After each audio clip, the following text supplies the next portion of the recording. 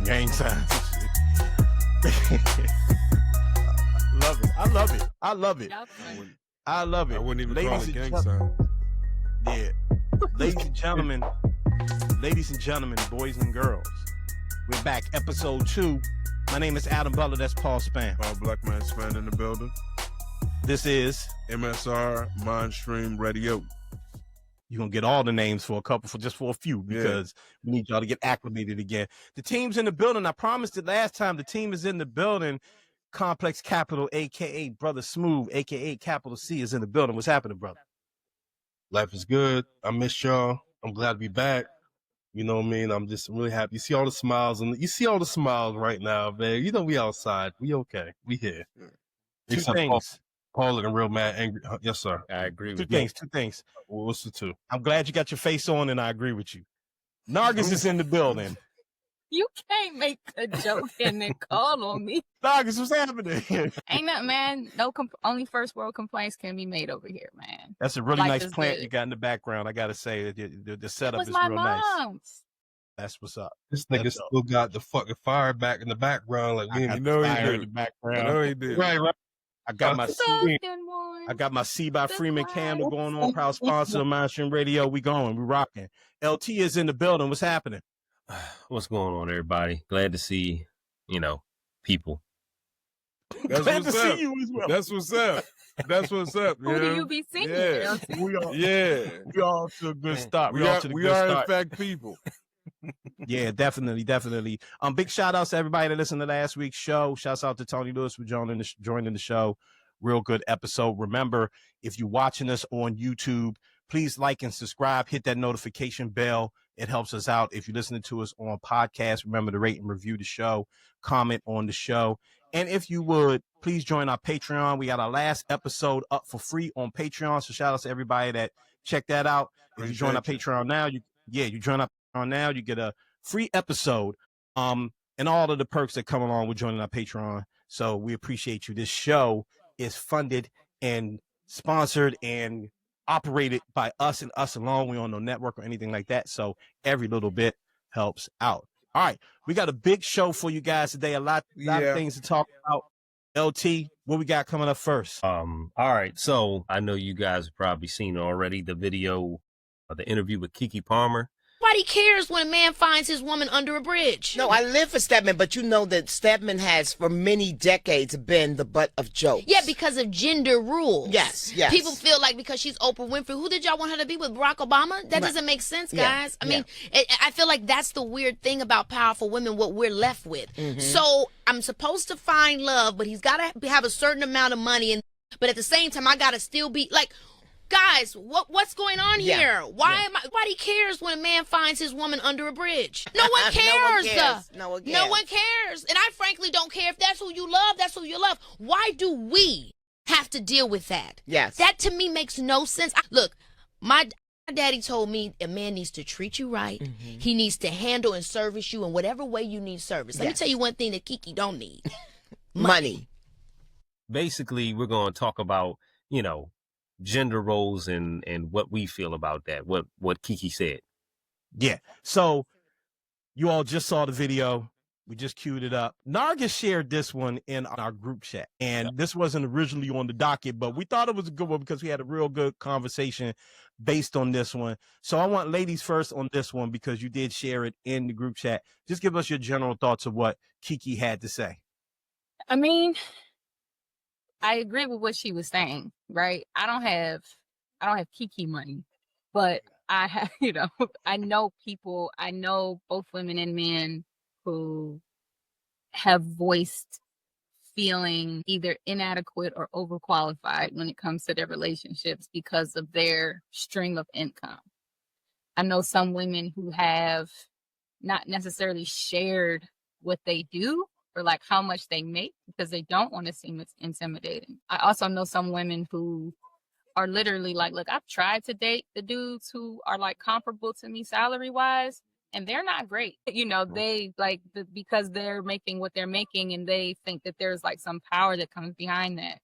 So I would rather not settle, but it's like, I'm cool with as long as he doesn't become a bill to me, I don't really care how much he makes as long as it's not putting any additional financial strain on where I'm Right. at. So it was kind of, I think Kiki was kind of speaking to the reality that a lot of women who make money are finding themselves in these days. Yeah, I think that's interesting.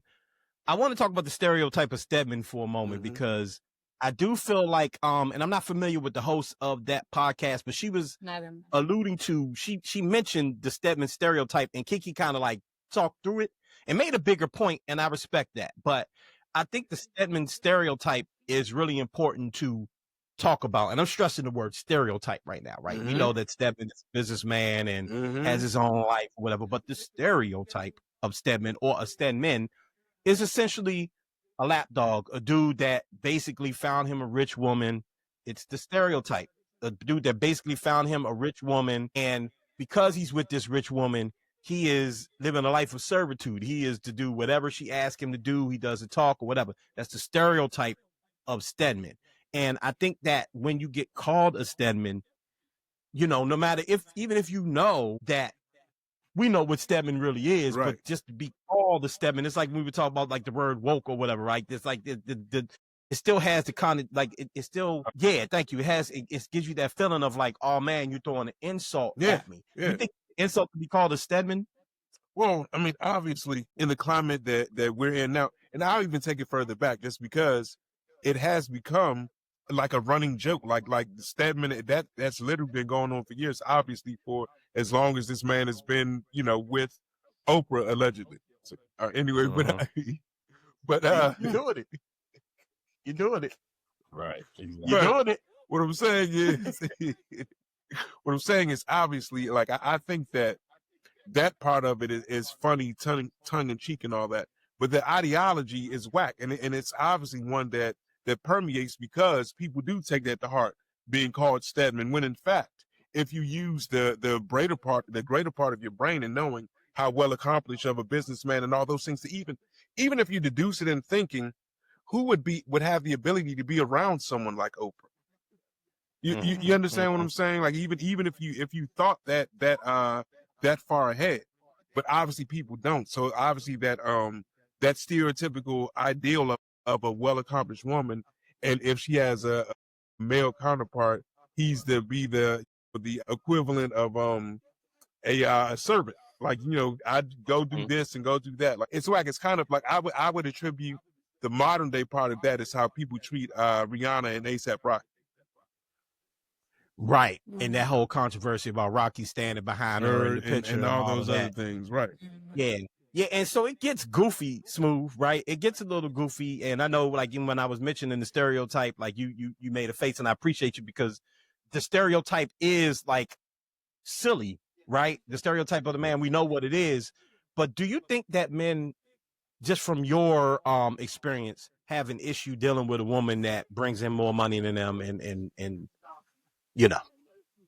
I think historically, yes. I think that men historically have an issue with that because we've been bred and we've been taught that we are the breadwinners and that we are the ones who have to sacrifice to bring home X, Y, and Z. And I think that there are some men who may be a little bit more challenged to make that pivot, maybe more than others. It's not offensive, but I do think that there's a different lens we have to look at this. We have to look at society at, right? Because society is completely different than it was 40, 50, 60 years ago and how we were kind of raised in that. And so, to your point, I think that, you know, this is the time for men to pivot, whereas though historically women had to pivot maybe a little earlier than we did. Men, in the mix of it, we have to pivot a little differently. And I think that that may be a challenge for some, right? Because, you know, everyone's raised differently. You know, I mean, there's some people who are raised to be a little more malleable than others. Some people are like, yo, this is what it got to be. This is what it is. Boom, boom, boom. Man or woman, male, female, whatever. But I do think, though, that there's a mindset that has to kind of be able to be malleable in terms of how we are able to build what we're trying to build. And I think that the conversation has to change a little bit in terms of what's going to make the house succeed. And if that means, to some, unfortunately, if that means the man is home doing X, Y, and Z to build this infrastructure that we're trying to build, that's what it has to be. It comes down to the personal, individual, like, relationship and the family and what their goals are. And I think that sometimes it's a little challenging to kind of like perceive, but that's what we got to, I mean, the house has to kind of survive. How do we make this thing keep moving forward?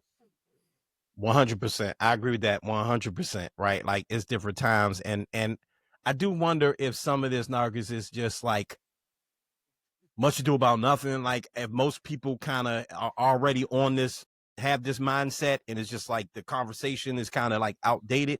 But I'll ask you, and you mentioned this in the group chat, like, do you think that, and I know you can't speak for every woman in the world, so I'm not asking you to, but just from your experience, do you think that women feel like Keke Palmer, right? Like that a lot of them are on that, like, you know what, at the end of the day, if you could contribute, if you could do X, Y, Z, if you make me happy, then we can rock. You don't got to worry about being the breadwinner or operating in traditional gender norms. I mean, not speaking for all women at all, right? Because, I mean, some women really do have that, like, I just want to be taken care of. The love will come later. You know what I'm saying? I can picture somebody else when I'm with him. Being provided for is what my, number one thing. And I'm not yucking anyone's yum, and whatever you need in the partnership that you're seeking out to feel settled in whatever dynamic you work out with that partner or partners in some situations, it's like 100, rock out, right? 100. I think we are in a transitional time of what does being partnered, what does being married, what does being in lockstep with somebody look like, and what are people bringing to that table. And I think that women are in a position where the things that a woman needed a man for, we don't. Like, I don't even need you to have a kid. I don't. You know what I'm saying? Like, you don't. You need a man's sperm. No, I get what you're saying. You know what I'm saying? So I need a dude to go and ejaculate somewhere so I can access that sperm. But I don't need to be, and I got the bag to go access. Hey, we are 10, by the way. We are 10 years Anywhere. old. I'm sorry. Anywhere. Y'all get it. And I believe the science.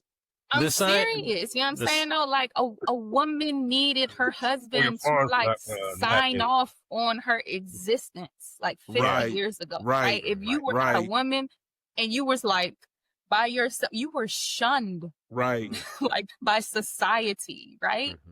And now you have like boss women who are out here running corporations, starting corporations, literally either adopting or getting pregnant on their own, or building kids. So it's like, if you are in my space, it's because I want you to be. Right. Yeah. You know what I'm saying? Yeah, right. If I'm in partnership with you, there is no need other than like emotional support. Yeah. Yeah. And I think Niggas that is can't and I think that's a radical shift that not all women are maybe necessarily like know or are clear that that's where it is. Mm-hmm. And then I think that's a transitional stage for men to be in as well, because it's like, but literally the way I have been conditioned is if I do not cover the majority of the bills, I'm a bum. Yeah. No, but that's facts. I'm glad you went there, because that's why I wanted. That's why I wanted to ask, like, just from not your all point men, of view. but we're speaking in generalities. Yeah, right now, let's go ahead and stamp this now. Not all men, not all women. Yeah, right. There are exceptions to every statement that we make right now. Right. And none of us are speaking for all. The premise. Yeah, and none of us are speaking for all men. None of us are speaking for all women. But we can speak to our personal situations. We can speak to people we know and talk to. Mm-hmm. And I think you're right. And that's the biggest transition, right? And when Smooth says we got to change the conversation up, I agree, because we have been conditioned to be valued by our pocket. Mm-hmm. That's just the truth. You valued by that. Now, depending on how you grew up and depending on, Paul, you speak about how you raised your son and how you raised him to be different, how you were raised to be different, right? But we all know that we have dated women who expected certain things financially, and then we have expected certain things of ourselves financially because of what we're supposed to be. Oh yeah. And we all know that the dude, the man that kind of like scoffs at that and is the anti, of that, people tend to look at that person funny, like they're a little boy or they're just not a full-fledged adult, right? So I think that most men have a fear of that. And this is why I ask, like, when I hear Kiki say that, I believe her. And I've heard other women, my wife feels like that. I'm married and my wife make more than me, right? And when we got together, it was never about money or anything like that. It never came up. I mean, paying for dates and stuff like that. Obviously I did that. It was never like, look at here, I need to know what you got here, here, and here, because she didn't need me for that. What she needs me to do is just be a man in here. And then I have to try to define that for myself and then make sure she feels comfortable with that. And then she has to be able to be the woman of the house, and she has to define that, and she has to be comfortable with that. And we may butt heads on it every now and then. She may say, hey, I need more from you here. And I may say, hey, I need more from you there. But at the end of the day, it's not like this checklist that, and P, I used to get real annoyed, in the older version of this show, there would be a lot of dating subjects that will come up. Right, especially when we were working ISBC and all that. Right, for those that don't know, I'm thinking because the Yes, Jesus, like little documentary that Adam did. The little documentary, you know what I'm saying? But when we were working that, and I've talked, Paul and I, we've had this conversation a bunch of times, bro. I used to do a lot of dating panels. People would, could you come on it? And I would get annoyed. And the last one I did actually is when I was married. Anwar, shouts to Anwar, he had the Love Jones Cafe, and it was virtual because we were doing COVID. And he had me on there to talk about marriage. And the questions I kept getting was like, what's your expectations for this? What was her expectations for that? What was this? And I was trying to tell them, like, man, if you go into it with all of these like rules and regulations, you're not going to stay married. Mm-hmm. It's not going to work. It's fluid. You're going to have hard times. You're going to have great times. It's just what it is. And all the old people tell you this all the time, and we never listen to them. We never listen to them. The old folks, Nargis, I'm sure you got similar advice. You know what I'm saying? They tell you this, but before I go back to Nargis, so Pierre, I just want to get your thoughts on that. Like, we talked about that, right? Tell me a little bit about how you raised your son. And you don't got to go too long about it, but just like kind of just give us like a little tidbit about that, and just like that differences that made you the man that you are. I mean, obviously we're all like products of our environment. So for me, in my household, I never saw like a conflict of power dynamic within my parents. Like, but I think we also have to speak through this lens also. We're talking about men and people of grain and of salt. Like, we're not talking about people that are like actual leeches and people that truthfully go out to like use people, for their gain and benefit. You know what I'm saying? So I think that if you're a man of any grain of salt, you're going to want to provide, but you're going to want to just take care of yourself, period. Right? So whatever that looks like is what people need to start begin to think about. My parents are different. My mother has a really strict like educational background, and she does a lot of things in like business and all sorts of things. My father is an awesome mechanic, a great person with both his mind and his hands. But like I said, growing up, there would be times that my mother would carry the payload. There'd be times that my father would, but I never saw that like conflict. It was never like a point where she made him feel less than, or he dominated her by doing the things that he did.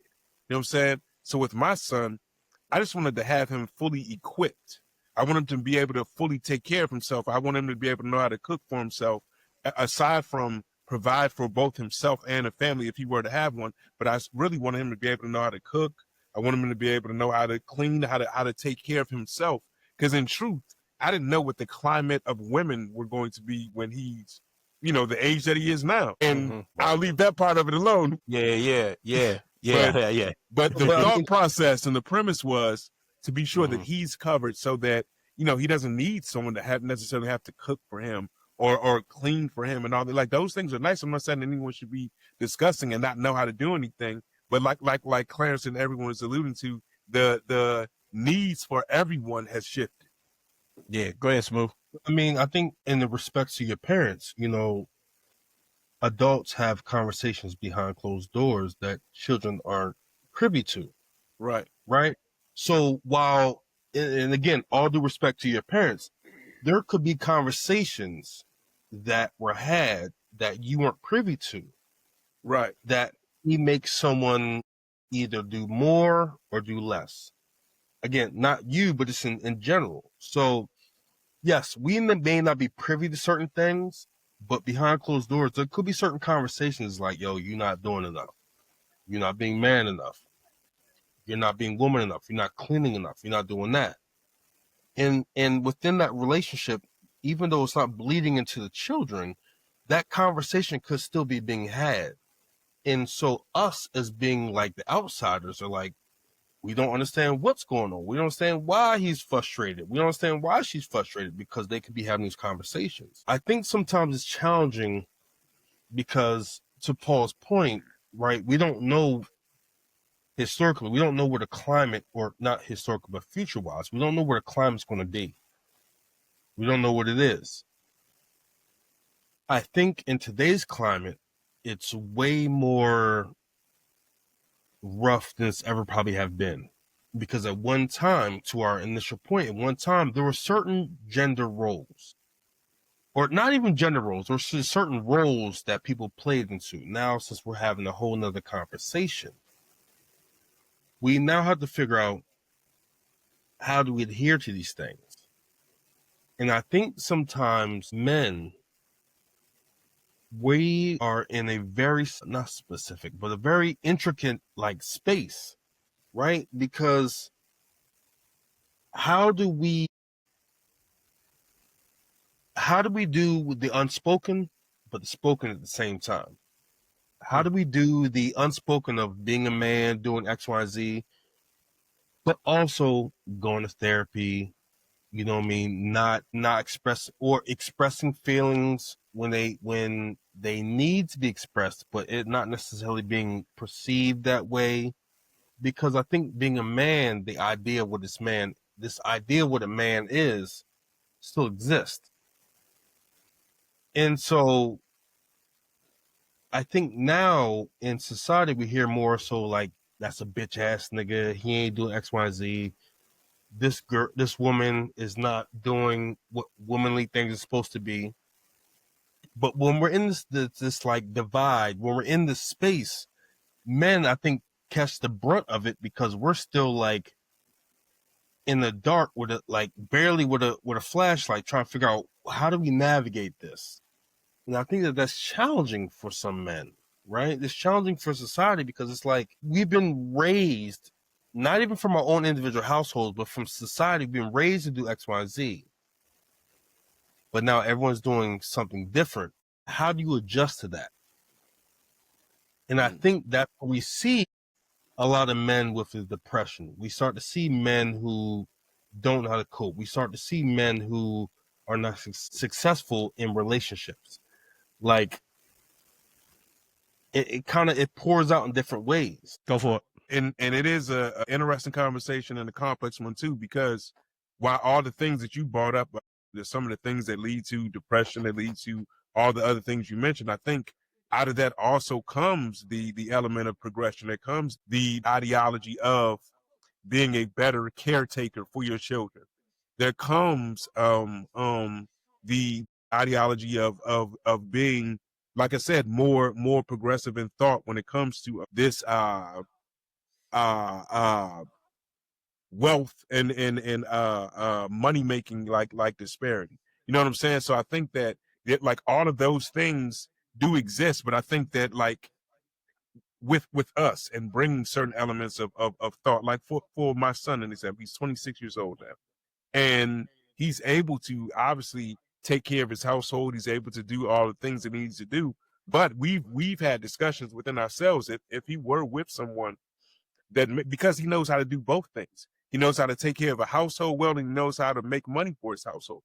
But we've discussed in the past, if he had someone that made more money and if it were more apropos for him to stay home, he would stay home because he knows how to do both things. You know what I'm saying? So at 26, like his thought process is slightly different than all the astringencies that were put on our generations and generations of the past.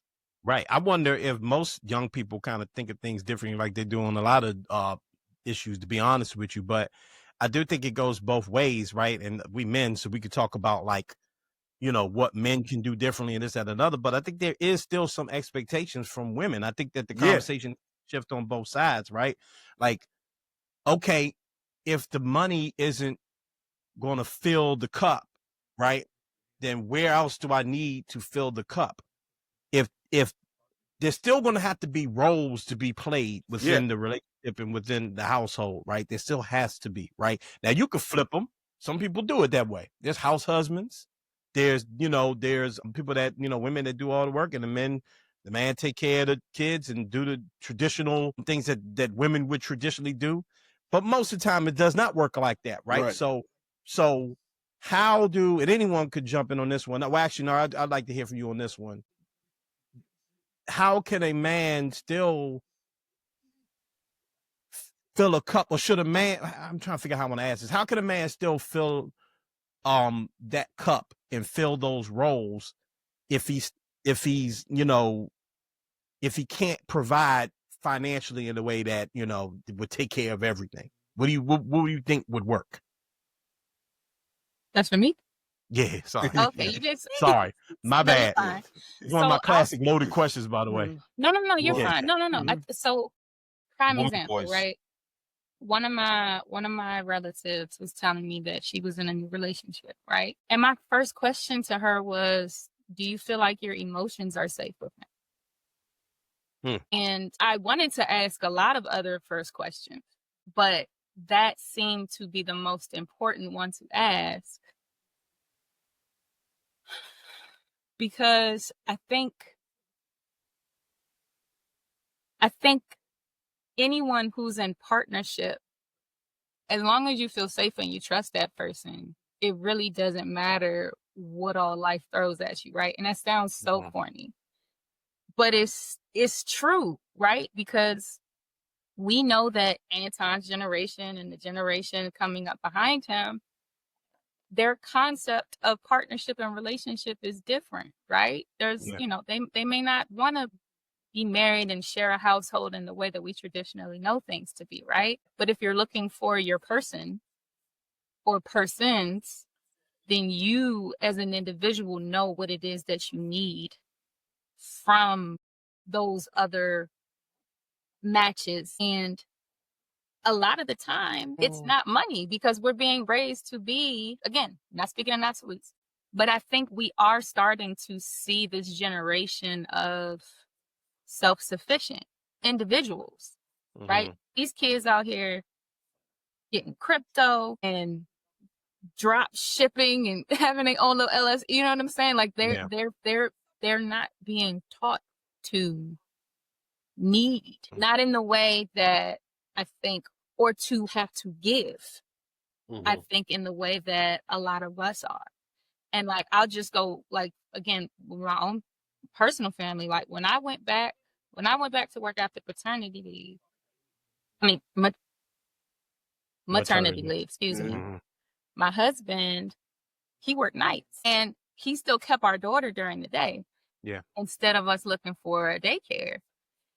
And he said he had to go through his own process of, I cannot let how I think other people might think of me as being the one staying home and taking care of the kids. It's not not working, and I had to affirm him, like, do you know how much you having her versus a stranger is minimizing my anxiety? You know how much money you are saving our house? Yeah.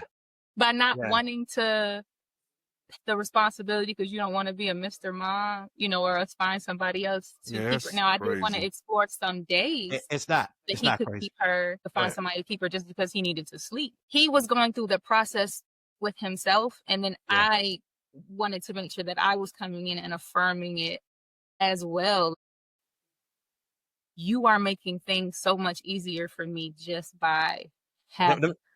Let me jump on that Chris more because I want to jump in there because I felt that one because I went through the same thing. That's why I said Paul's not crazy. I wasn't saying, I was talking about ideology. I wasn't talking about what he was thinking. I feel you. I feel you. No. Yeah. And I understand because the reason why I say that is because about 2 years ago, so I've been in my new job 2 years. We had layoffs at my job. I was working fully remote for another media company. Woke up one morning, my Slack wasn't working, my Zoom wasn't working. We were supposed to do a podcast record, could not get on. Got an email basically saying, sorry, doing layoffs. You got a meeting with HR in about an hour. I sat in that meeting with August in my lap. August was like 6-7 months, fighting tears because I got the HR lady looking at me like, oh, like, because what could I do? You this dude sitting with a newborn basically, and I'm just all broke up. And I had severance and all of that, you know what I mean? And I had enough severance that was going to last me for, some time. So technically I didn't have to work right away. Jen was upstairs working. I was daddy duty, and I'd be lying to you. I cannot lie to y'all and say that I didn't have those moments of like, this is not what I'm supposed to be doing. Not that I'm not supposed to be watching my child, but I'm not contributing. The shit is off balance in my mind. And she had to do the same thing for me. And I want to tell you, you did the right thing, because I'm glad she did that, because I was just working with my own thoughts, and my own thoughts are, even me, I want to pretend I'm the most enlightened person and all this and that. I still fall victim to those thoughts and those societal norms of like, I'm sitting here on my ass and I'm basically just watching the baby all day, and I got this severance, and the severance going to run out. And she's telling me like, oh, we're good, and you're helping, and you're helping out more than you can. But I couldn't hear it for a long time, because in my mind, I wasn't doing what a man supposed to get up, go, bring home the bacon, this, that, and another. And I just could not I eventually did get past that mindset, and I started working fairly quickly. But for those first like 2 weeks, I was talking to Shannon about it, Pete, and I said, he was like, but you're not just happy to just like be with your kid? And he made me, I felt awful. Yeah. I felt awful when he said that, because I was like, why wouldn't I just be happy to just be here taking care of her and bonding with her? And I was, but I also just did not feel all the way like a man. You know what I mean? Because I wasn't getting up and going and doing those things that my dad taught me to do, and this, that, and other. Go for it, bro. And that's when I say crazy, that like, that's what I was talking about. The ideology. It's crazy that the ideology would have us feel that, because in truth, what Nargis is talking about, like when you become a parent and having the ability to have your child at the safest place, I'm glad that we're even having this conversation, because I want the progression of this thought process and this ideology to begin to permeate more. Just because, think about what you were saying. Like, when I say it's crazy, it's a shame that you would even have to think, like, you are doing quite possibly the greatest thing you could be doing. Right. You're completely protecting your child. Like, we've had this false ideology that money protects our child. You literally protect, like people do things to children, dog. Yeah. So what I'm saying is, like, I am so happy that to even have this conversation, to think that, like, that is our number one job, to protect our children. So like, now we can talk about, obviously, no one wants to be a burden. No one wants to be a person that's literally sitting around doing nothing. And that is literally not the precipice of what we're talking about. But like, to be able to have the ability to be there to protect your child, have the thought process of, I can do, that we can have duality in this space, and I can still both be a man and be even an even better protector if I have the ability to be there more. It's something that I'm happy that we're able to even talk about. Go ahead, Smooth. I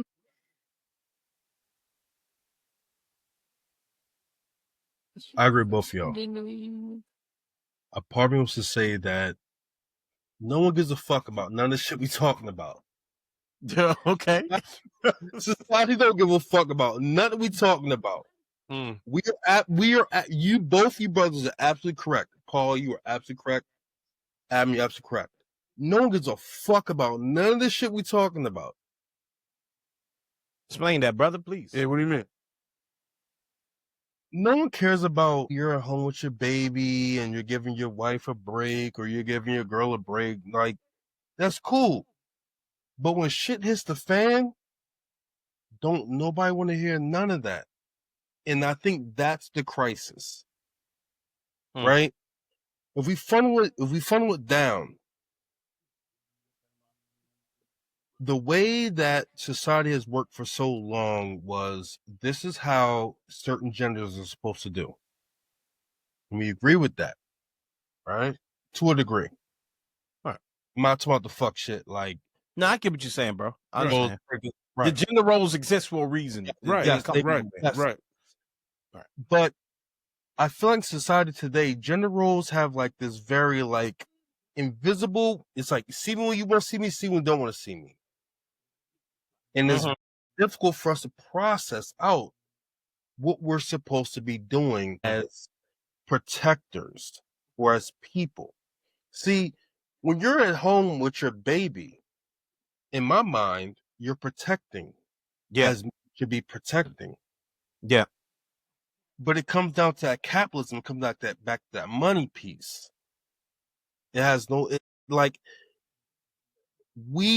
and I think that's why we have to understand what works in your household works in your household. What society is saying is what society is saying.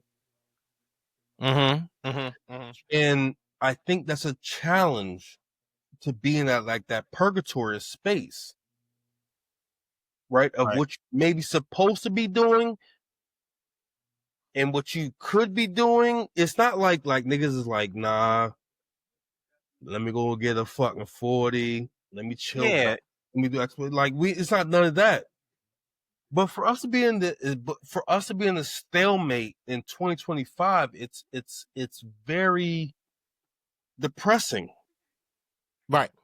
Because the idea of protection or providing has not seeped outside of these realms. It's still within like this confine of like what we're supposed to be doing as men. And so it's very deliberating, or not deliberating, but it's very like it makes us not be able to move the way we're supposed to be moving. Right. And I think that's why men struggle with a lot of things, is because society's changing so much. And we don't have the identification of where we're supposed to be. Yeah. When my son was born, and I was in the maternity ward, all the posters on the wall were just of mom and baby, right? It was baby and mom. There wasn't no men in any posters. There wasn't a complete family. And I think by seeing that, it's like, yo, how do you respond to that? And I think that's why niggas start doing the things that they do outside the bounds, because it's like, where's my space? What is my position? And I think that we have to start to kind of like talk about what that position looks like. Right. In real time. And I think that involves women as well. Right? I think a lot of times we tend to like segment women and men, which is fair, but I think in terms of like men not being the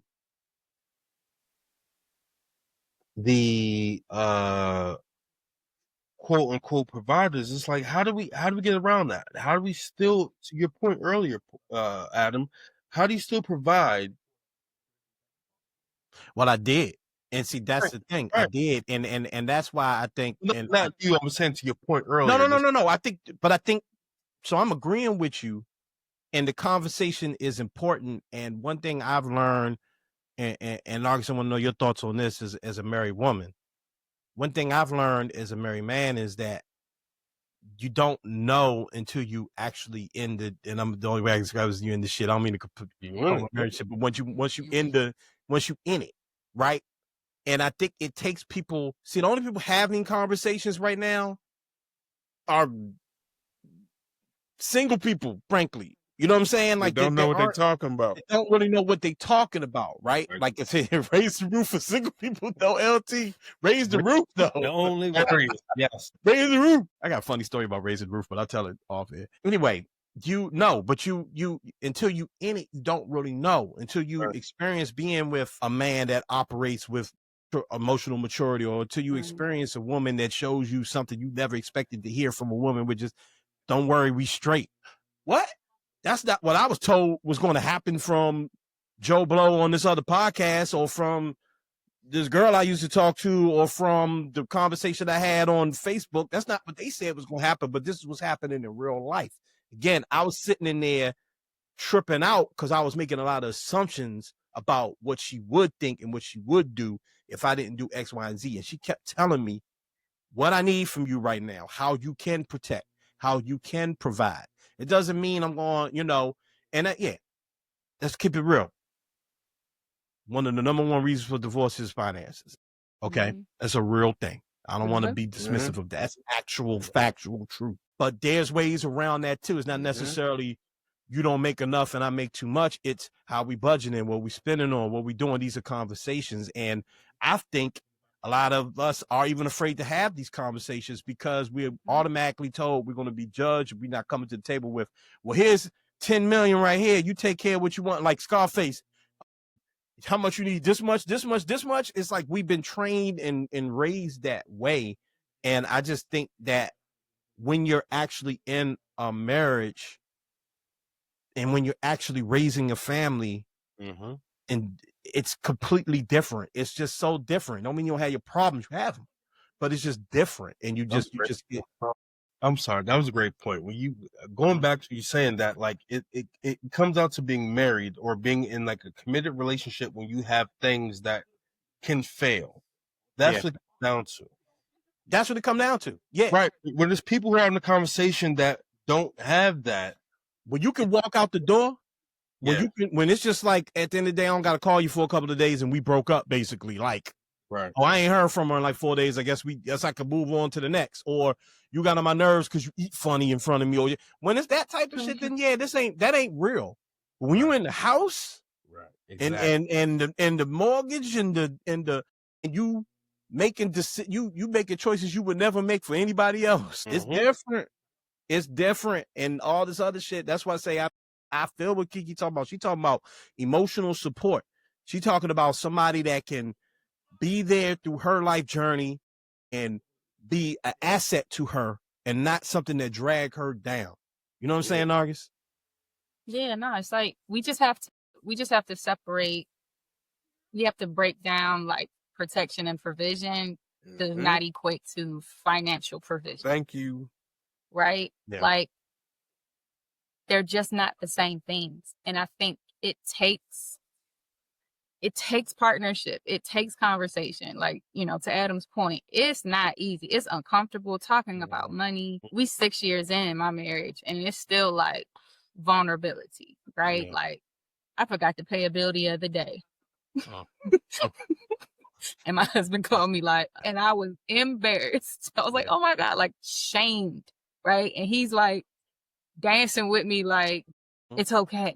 You know what I mean? It's okay. Because guess what? It's going to get paid tomorrow. Like, you know. It's going to be all right. Why are you sitting over here in the corner and you haven't come home to say hi to me yet? Because you're embarrassed. But I was embarrassed. Like, damn, I had it on my calendar and everything. Yeah. How did I forget? Because life happens, right? So when you have that type of dynamic where you can kind of work through shame without feeling shameful, work through certain vulnerabilities and be comfortable in that vulnerability with that person that you're co-mingling life expectations with, right? So if it's not a bill, but you washed all them dishes and loaded the dishwasher for me, bless. I don't gotta worry about that trash can, bless. I washed the clothes, but you folded them, thank you. Yeah. You know what I mean? Like you create a cadence for yourself.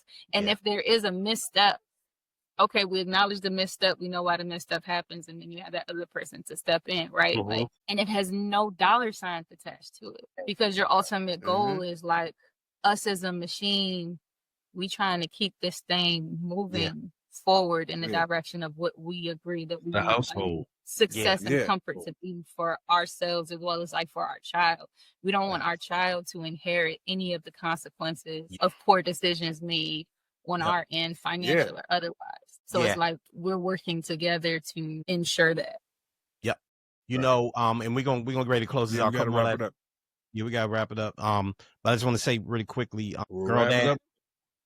girl dad. But I do want to say this. So, girl dad, I want my daughter to be able to see a man that was humble, and cared about her mom. You know what I mean? And loved her mom. You know what I mean? One thing my wife just wanted me to do yesterday was when she came home, she was like, damn, you need to make the bed up. I was like, my bad, I was working this and that. You know what I did today? I made sure I made the bed up for her because she wanted that. Because she coming home from her long day. And I'm just saying, fellas, if you a fella out there, good job, Adam. Hey, if you a fella, I'm just saying, I ain't relationship guru, but if you a fella out there, I'm just saying, it's just that type. It's really easy. It's so simple. It's really easy. But sometimes I forget how easy it is, and I make it hard, and I mess up. Yeah. And sometimes, and it go that way for her too. Sometimes it's a small thing, man. It's a little. Hey, bro, I put the covers, and I ain't even make the bed up right. By the way, I ain't even make it up. She was like, "Oh, you did a good job." I mean, it's not how I do it, but I appreciate it. I was like, "Hey, whatever." Y'all just picture her being like Joe Jackson left in the fucking. Yo, that's wonderful. That was my ass. Anyway, all right. Moving on. LT, I want you in on this one, bro, because I like this one right here. I think this one, I have passion about this particular subject. So please introduce the next one, sir. So before we get on that, I'm just gonna say a couple points about the Stedman thing. One, he was not a bum ass nigga that was at Wendy's that just happened to get with Oprah. Let's put that out there. Exactly. He was doing his own thing, and he wined and dined Oprah. Two, every man in America, in the world, would love to trade places with that nigga. So shut the fuck up. B. 3. Gender roles are things that people kind of put on themselves. Yes, it comes from society. Yes, it comes from what we've learned from others. But as it said, be your own person. You know what I'm saying? If, you guys are doing your own thing, then do that. Don't let nobody else come and tell you like, oh yeah, no, you a bitch because you take care of your family. Look at this nigga over here taking care of his family. He ain't providing. He ain't going to work, but he over there taking care of his kids. Like, does that sound like a nigga that doesn't wipe his butt because he thinks it's gay to touch his own butt? So no, crazy. I'm not. So that's crazy. That's my point. That's my point. Is like, wow. If people are saying dumb things like that when it comes to gender roles or whatever you want to say, like I really don't need to listen to them. So there it is, brother. That's a way to close it out, dog. I like that. I like that. Right. Take us to our next subject, sir.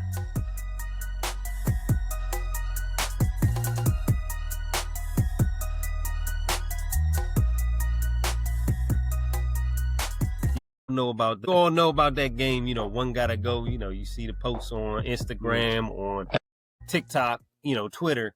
So here's a good one. One gotta go, and this is comedians edition. Cat Williams, Martin Lawrence, Chris Rock. One of them gotta go. I'm gonna let y'all run around with that. All right, so this is a new segment that we're going to be doing on this show every now and then. The One Gotta Go segment. We're going to be debating different people in different genres. This time we starting with comedians, as LT said. So we're going to do One Gotta Go. LT just laid them out. I already know who could go on my list. I don't gotta go first though. But if somebody else want to go first, they can. But I know who's going on my list. Wait, can I get the list again, please? I'm sorry. You said Cat Williams. Who else? Cat Williams, Martin Lawrence, or Chris Rock. And the stipulations are all bodies of work. So anything that they've ever been in, whoever's gone, that character doesn't exist, that show doesn't exist. Yeah, the whole thing. All right. The whole thing. All right, I'm going to take a stab at this. Go for it. Go for it, Nargis. Mute this nigga. Yeah, let me mute this nigga. Muted that nigga. Mute that nigga. I really don't want this. All right. this isn't who my initial person is. But when I'm really honest about like body of work,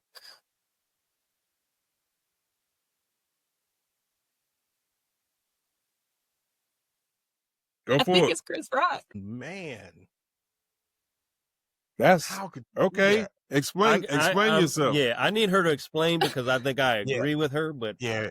I Explain think that. it has nothing to do with Will Smith. Mhm. It has nothing to do with Will I think it Smith. does. For me, it doesn't. I'm messing with you. Go for it. For me, it doesn't. Because his stand-up afterwards, I laugh. mm-hmm. So when I think about body of work, right? I've been watching Cat Williams since comic Mm-hmm. when he was Cat in the Hat.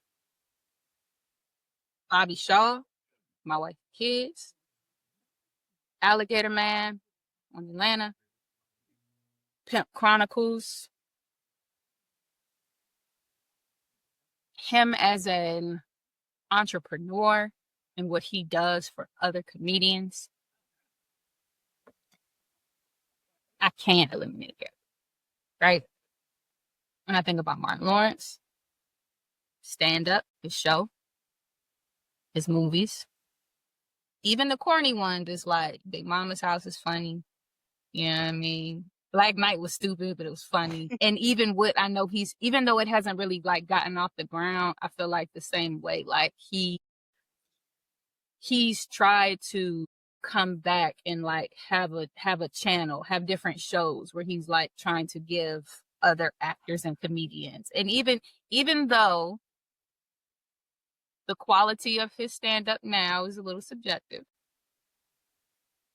I think he has laid enough groundwork. Bad Boys, right? Like he has a solid resume, and I think his reach and network on how he has influenced and supported others and how he's influenced others is just like kind of long lasting. Chris Rock. Wait, you can't wait. You gotta just I thought I was talking. I'm sorry. Mute this nigga. Mute this nigga. No. Mute this nigga. You can't wait till I get to the last Mute this point and then nigga. interrupt That me. nigga dog, mute him. Like, Mute give this my nigga. full argument, nigga. Like, before You shut up, boy. I don't You shut up. understand. You interjected at the wrong point. Shut up, Smooth. Fair enough. Yeah, dog. All right, let's go. So with Chris Rock, my initial instinct was going to say Martin Lawrence because Chris Rock is like one of my earlier memories of like stand-up, like Bigger and Blacker, like his joke about Michael Jackson. I did them twice over and over and over again about him getting Crayola people to do his face. Like that is a solid joke. Solid joke about white people not wanting to be black if they was him because he's rich. All that, like solid jokes. When I think about Chris Rock in the comedian world, he don't really got no TV shows I can really name on. He doesn't have any standout movies that I would just like go back and watch again that don't have other comedians in there that I think made him funnier or made me like him more. And I can't think of an example. I know he's on his like documentaries and stuff, but I can't really think of an example of where maybe he does it, you know, in the dark but quietly, but like he inspires other comedians, but I don't know if he's actually like putting money into helping comedians or just upcoming Black talent be successful. As opposed to like being part of, and I'm not saying bandwagon in a minimizing way, but like as opposed to being part of the bandwagon that like Dave Chappelle as a larger contributor has created, right? I feel like he's along for the ride. I don't know if he's actually a mastermind, and that's why I'll say Chris Rock. Damn, so we got one for Chris Rock. I'm a just speak because I agree with Nargis. I'm going with Chris Rock as well. And this is just from personal standpoint. I think when it comes to stand up, I just preferred Cat Williams and Martin Lawrence over the stand-ups that I did see from Chris Rock. This is how much I didn't really watch Chris Rock stand up. I think Bigger and Blacker is the only one I really watched. You know, he's had others, but I've seen all the Cat Williams, Pimp Chronicles, all that good stuff. Martin had he had all that stuff all the way up to Run and Tell That. Run Tell That. You know, when he was wearing the leather suit. I think that's where that started. People wearing leather suits is all because of Martin. Well, no. I'm sorry. Eddie Murphy was where it started. Negatives. I'm sorry. Yeah. But either way, anyway, when it came to the movies, it was the same thing where, yes, like Martin Lawrence, movies, it's like, yeah, he got that one, right? Cat Williams, he does some great work playing supporting roles. And Chris Rock, he has movies like Bad Company, the one he did with the thespian, Anthony Hopkins. It wasn't really that great of a movie. I'm not going to lie. It wasn't that great of a movie to me. But, he has it. He was in Grown Ups and Grown Ups 2. And just to speak, I know Smooth made a face. Smooth made a face when you said, oh, he didn't have any TV. You said he didn't have any TV shows. And I know what he probably was thinking of was possibly Everybody Hates Chris. But when I think of Everybody Hates Chris, I'm not really honestly thinking of Chris Rock. I'm thinking of Tyler, who played Chris. I'm thinking of, Terry Crews, who was the father, Tashana Arnold, who was the mother. I'm thinking of the family. I'm not really thinking. I know he was the voiceover for that show, and it was about his life. So he probably had a lot of hands on with that show. But, I just don't, it's funny. Like, everyone hates Chris. It's like, everyone hates Chris, bro. So that's why I chose Chris Rock, unfortunately. Yeah. Okay. Cool. So we got 2 for Chris Rock. Go ahead, P. No, first of all, what's the question again? Because you said we got 2 for. What's the question? Are we going for who's who or what's what? I'm sorry. No. Well, 2 people have said Chris Rock got to go. That's what he's saying. Oh, yeah. Fuck that. All right, let's go. Let's do it. Right. Yeah, go ahead. For me, it was honestly only between 2 people. It was only between Chris Rock and Cat Williams for me personally, because there's no world where the Martin show doesn't exist for me. Mm-hmm. There's no world. So Martin was already out. For me personally, it's Cat Williams, right? I'm not even thinking about the philanthropy and all those things. It's really not something that I was thinking. I was really just thinking about comparisons of stand-up and body of work. You know what I'm saying? For me, like there are like I'm a fan of Everybody Hates Chris. You know what I'm saying? Like it's a you know what I'm saying? So, but like I said, for me personally,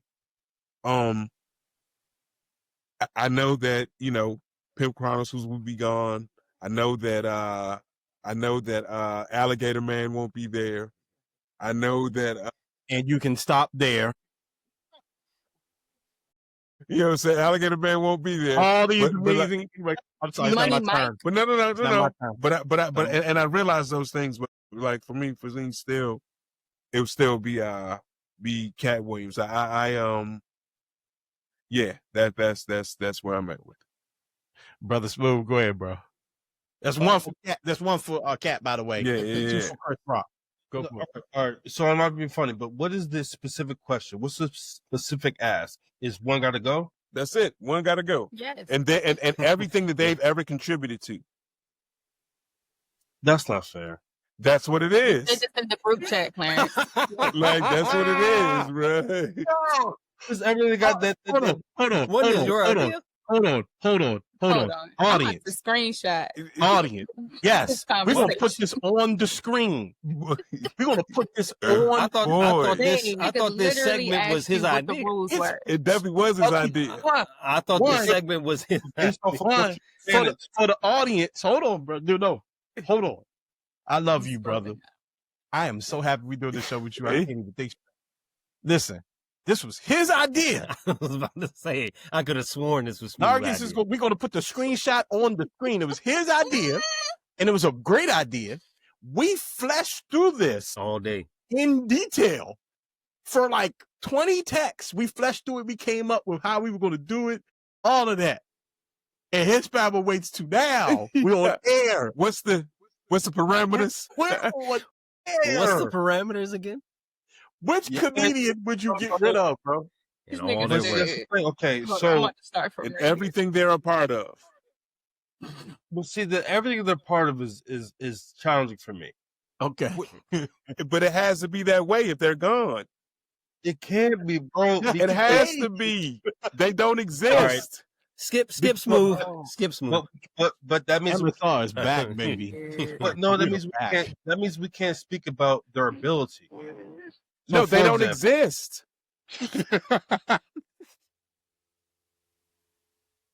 As I said, you know what? Skip them. Adam, what do you think? No, we're not going. No, I just knew he had an answer too because he was making faces and stuff. Yeah. No, because that's my thing. Like, He yo, was if setting me off if- for all it. right, all right, all right. So yes, I'm gonna be very clear. The Martin Show is a classic. Martin is from him doing Def Comedy Jam to all, like he's that nigga. But come from a more artistic standpoint. When I saw Cat Williams do Alligator Man, Alligator Man's gonna trump everything. Did you see how fast that nigga I'm ran? like, yo, this And that nigga was running fast as So fuck. like, I think from that standpoint, I saw a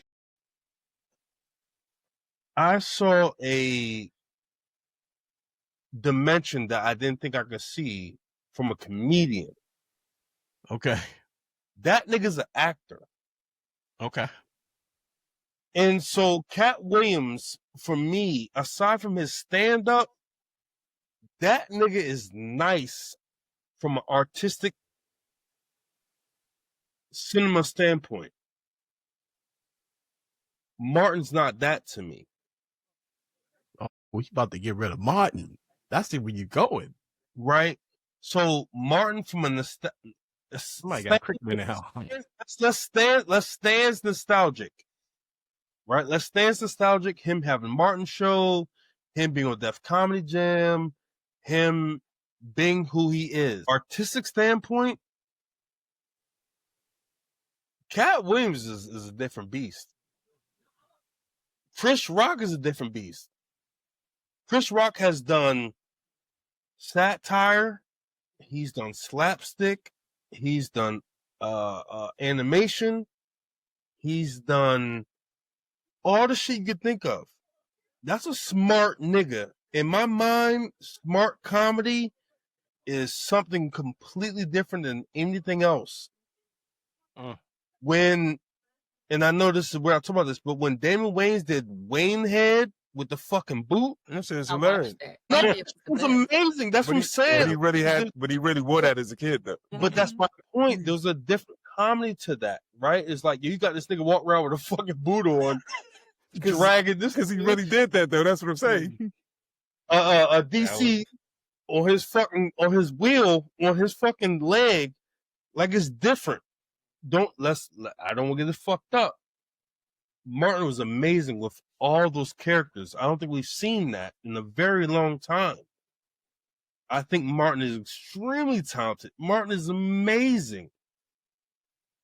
But if we want to blur those lines of comedy and like dramedy or like some other, what are you doing? Why are you laughing at me? Man, what's happening? Because you make me laugh, bro. I'm dead ass.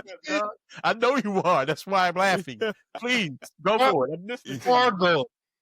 I'm listening to you, dog. He's on Fargo, and this nigga said he got Asperger's or some shit. Chris Rock already said this nigga's off. He's off. For him to be able to like tap in and deliver different type of comedies from a different type of level, it's just different. Okay. It's different, bro. Like from Fargo to I Wish Never Met. I never should have Why did I married. get married? Why did What I was get that? What was it called? Why I did think I I get love married? my wife. Oh, I think I love my wife. Yeah, that's Tyler Thank Perry. you. Why did I get Tyler married? Perry. Yeah. All of y'all were saying this. What is wrong with y'all? I think I love my wife. Why? I think I like my marriage. I think what's wrong with y'all, man? All y'all had the same So you're aneurysm. saying Martin can You go. picking Martin. You picking Martin. That's petty, but yes, Martin. So you want to keep Madagascar and get rid of Comedy Jam. Chris Rock was in Madagascar. No, he was. I laugh, brother, because you took us around the planet because you went from not understanding what we were doing at all to the most in-depth answer ever. And I appreciate it. I'm just saying it's funny. That's all. No. I'm just saying that in my mind, like I feel like with those, I agree with you. God damn it! Gosh damn it! I agree with you.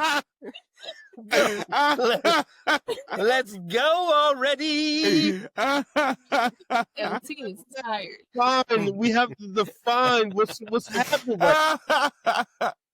Nigga, that's what we was trying to get you to do 3 days ago in the group chat, bro. Not now. You got it. I'm gonna mute myself. So your answer is Martin. His answer is Martin. All right, Adam. All right, his answer is Martin. Hey, this worked like a child. Great. We got one Catwood. Hey, we got one Martin and two Chris Rock. All right, here we go. All right. It's crazy. That's y'all asses for here me. We go, young. Oh, God damn it.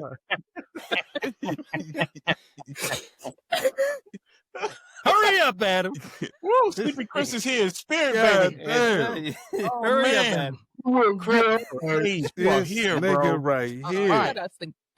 Go ahead, Adam. Okay. Go ahead, Adam. Here we go.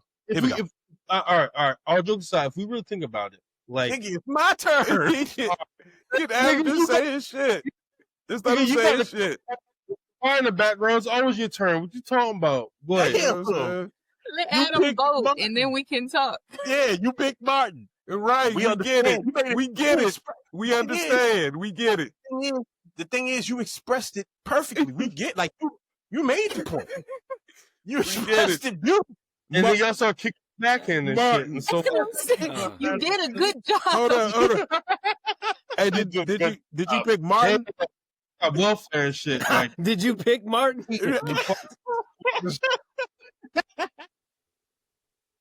No, what you know what's getting me is that every time Adam's about to talk, he go, "Well, I just want to say." Like, I think he's doing it on purpose now because he's waiting for Adam to start talking. He is. He waiting for me to touch my about to mute his ass.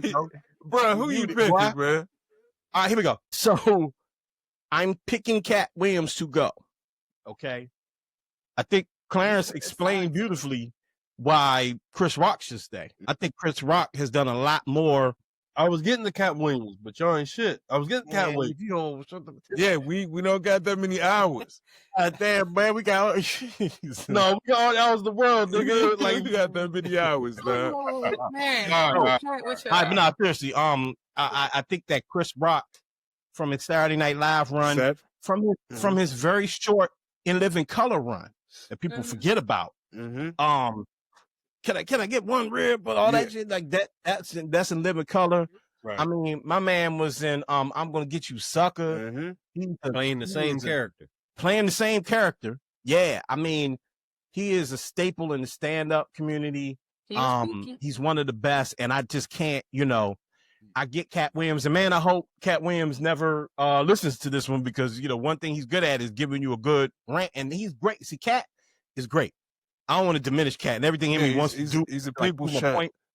He's the people's champ. He's great, but when you really lay it out on the table, you talking about an episode or two of Atlanta. You talking about one or two great stand-ups, and then you talking about whether you like these movie roles or right, and all this is subjective, obviously, right? All this is subjective. So for me, I have enjoyed what Chris Rock does much longer than I have enjoyed what Cat Williams. Martin goes without saying. Yeah, Martin goes without saying. Bad Boys, my man. Mute. I'm muting this nigga. That's hate. That's hate. Hey, Paul, that's hate. You unmute me. Listen, that's funny. I'm hitting the He's unmuting as fast as you mute. Mute that nigga is crazy.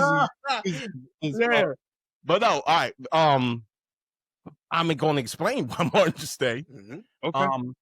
and I'll make it quick so we can kind of discuss this and we can move on. But no, Martin, I mean, to me, Martin's movies, people forget about Martin's movie run in the 2000s, which is, you know, a hell of a thing, and not many comedians have it. And if you talk about the comedians that do have it, you're talking about Eddie, you're talking about like the big dogs. When you're talking about his movie run, it's better than Chris Tucker's movie run. Chris Tucker got 3 movies.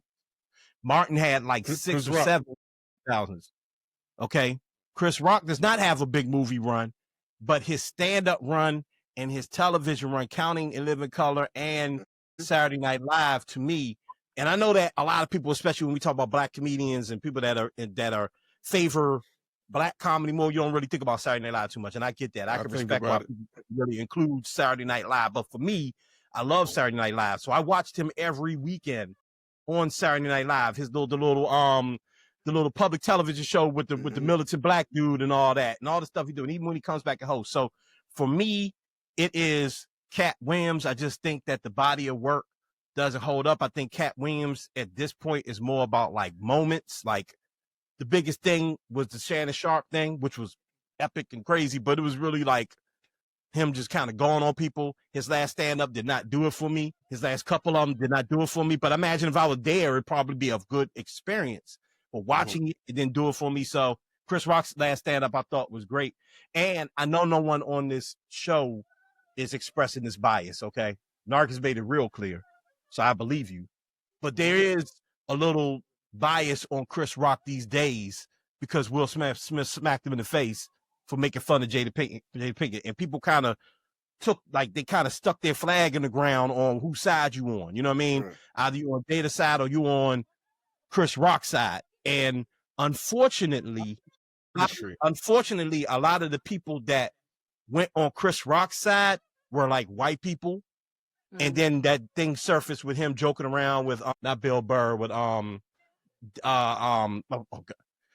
other comedians. Well, I think it was like Seinfeld and a bunch of people, and he was like they was like saying the N-word, and Seinfeld was like, "That's that cool." That hurt him. So there is bias. The table, they were around the table and they was talking like that. Yeah. Yeah, it was just like a comedians round table. So either way, I think that's why people look at Chris Rock a little funny, even though I'm recognizing that in particular, Nargis says she's not looking at him that way, but I know that society does. But I'm still rocking with Chris Rock. It's Cat for me. So what's that? That's 2 for Cat, 1 for Martin, 2 for Rock. Chris, yeah. So Martin, so we got a tie. We got to convince Smooth. Damn, that's crazy. Damn. Hey, we got to convince. Hey, Smooth, who been muting you all night? That's crazy. Exactly. Listen, exactly. Bald head ass nigga up there, Adam. Y'all niggas out there hating this shit. Exactly. Come to the dark side, Smooth. Yeah. Nah, fuck them, no Hades. No Hades. What are you looking for, that cricket? Nah, nigga, it's my but I think that in terms of this conversation, sometimes we have to kind of like, and I know it's very difficult, we have to kind of like separate certain things. If we talk from like being a comedian, but being able to act, I'm giving that to Chris Rock over Martin on some acting shit. Not on being funny, but acting. Chris Rock was in the Bayard wrestling movie, dog. You said what? He was in wrestling. No, he was. Chris Rock? Mm-hmm. Chris Rock? Yeah, he was. That's my point. Like that, like in again, the Fargo, he's been able, and he's spoken to like his awkwardness and him like having like low key Asperger's or whatever the shit is. Like he's just want to keep saying Asperger's for some reason. How are you breaking the tie? Okay, I'm about to say no. Let me go. Yeah, go for it, dog. Go. Let me go. Yeah. Okay. So mute this nigga. No, I need you to listen, Clarence. Go ahead, dog. Okay, so for a game that has no ground rules, right? See, that's you see. No. Hold on. This is why structure is needed. Yeah. When we talk about context of things, because we are comparing 3 comedians, and what you are saying outweighs Chris Rock from other comedians is his non-comedic performances. Right. That's real. But we have 3. We didn't pick 3 actors. We picked 3 We comedians. picked 3 stand-up comedians, and what you are saying edges Chris Rock out from, or what you're saying makes you want to eliminate Martin, is because Chris Rock has more of a actor range. Spoke about movies. We're comparing comedians. So you're naming Fargo. You're naming I think we his went with range. all bodies of work though. Yeah, that's what I'm saying. In defense of Smooth, that's what he's thinking about. I get that we're saying all bodies of work, but what I'm just saying again, because this is why context is needed, right? Because context can help us to eliminate what we're all agreeing can be our subjective opinions. You're not going to Rosetta Stone me to death. I have an idea. I'm not, but because this is what I'm hearing. What I'm hearing is that you are comfortable living in a world where there is no Def Comedy Jam hosted by Martin. You're fine with Def Comedy Jam staying only hosted by Joe Torre. Yeah. Right? You're comfortable living in a world like that. You're comfortable living in a world where there is no house party life. There is no house party. There's no do the right thing. There's no bad boys. There's no bad boys. There's no boomerang. So because you like Fargo, and because Fargo, I mean, I can even go back. I can even go back. Show. I can go back to Pookie. I can go back to, you know what I'm saying? You're okay. Saying you go back. I'm just saying you can go back to. But this is what I'm just. This is the world you're saying you're okay living in. Is that there's no jokes about Otis. There's no Jerome. There's no Shanae. There's no life. There's no the pie. None of that. First of all, that's a boomerang. That's what I'm saying. Like that's John what's his name? John Witherspoon. Right? The whole she's talking about the pie on life. No, I'm talking about the pie on life when he stole that damn pie out the window. I'm saying you don't that came from. I'm sure he was inspired by John Witherspoon, but how do we know that another comedian would have even been inspired by John Witherspoon in that scene? All right. So all jokes aside, I agree with you.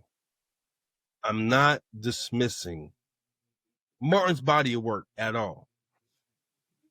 I'm speaking to, like Paul said, the whole big piece in terms of what that individual brings to the screen.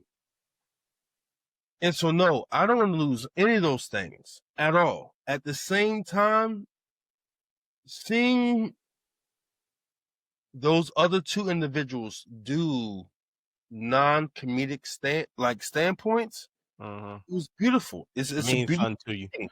Yeah, it means it's I think it's a very gorgeous thing for us as consumers in terms of like, when we have someone who is a one-trick pony, but knowing that they can do other things, it's like shit. Like being like an EGOT person, right? You can be on stage and live. You can be behind the camera where there's editing. You can be in terms of like daytime TV, like that matters. When you're EGOT, like that matters because you're able to. Am I losing the point, Adam? Nah, but I have an idea. Well, all right. I'll let you finish the point, but I have an idea. All right, fuck it. Dog, you have to try saying.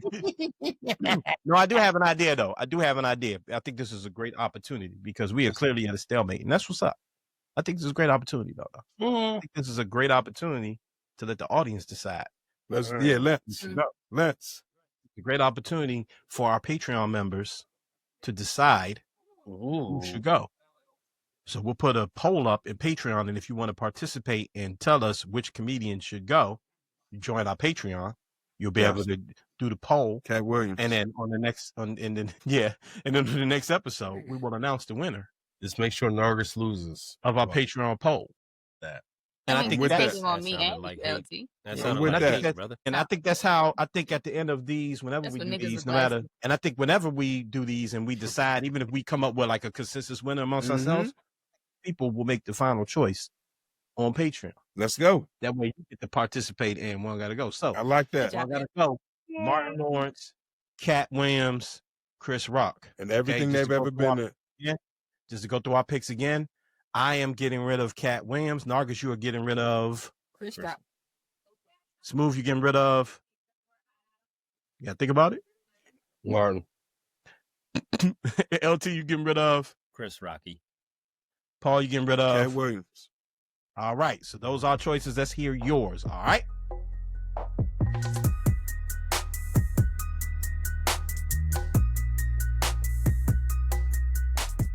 All right. So let's get to our final topic of the night. LT, what we got? All right, this is my least favorite topic of the night, but you know, we're going to talk about it. We're talking about I just think it's hilarious, but we're talking about the Drake versus UMG thing, you know, basically suing people for the fact that, you know, you got defeated in a rap beef. But what was everyone's thoughts on that? Okay, so this is one I wanted to do it. I'm going to be honest. I got a lot of passion for this one. So, Paul will tell you that probably the greatest thing that happened to me in 2024 was the Drake versus Kendrick battle. I've been waiting for this battle. I actually found old MSR episodes. I bullshit you not with me going Drake versus Kendrick. If they battled, this is what would happen. Like back in like 2015, we had anyway, I'm not gonna go through all that. So I've been very invested in this. Okay, the battle, very invested. I am a Kendrick Lamar stan. I got Good Kid, Mad City, the LP, the record sitting right here behind me. All right, so everybody should know that. You know, I'm biased. Okay.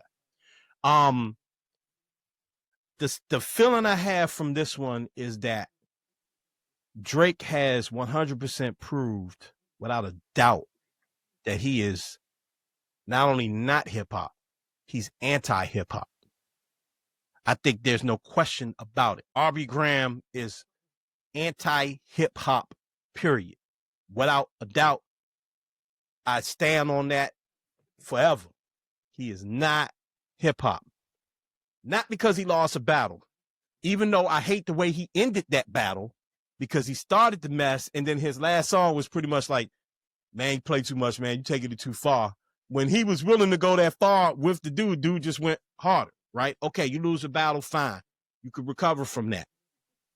But to sue is one thing, but things that's in the lawsuit that he's added to the lawsuit, trying to find out if Kendrick is really the parent of his child, trying to find out if Kendrick hit his she's not his wife, but hit his child's mother and girlfriend, I'm assuming is what she is. I think it's nasty work. And I don't think that man is hip hop. And I think Drake I think he's gotta go. That's how I feel about it. Paul, where you at? So the whole lawsuit thing. Now, my brother, shout out to my brother. He's a music producer and an artist himself. So when we engage in this debate, he talks to me from the artistry standpoint, right? He talks to me he said, because you got to understand, Drake is trying to give artist empowerment. He's trying to do all sorts of. Hey, shout out to my bro. You know the things that we talk about. And check my man out, Rick Sean Entertainment, all those great things. Check them out. Shout out to Rick Sean. It's bullshit, though. Business, right? In my personal opinion, Cuz been corny, yeah. Like Cuz has been like, but like literally corny though, like corny.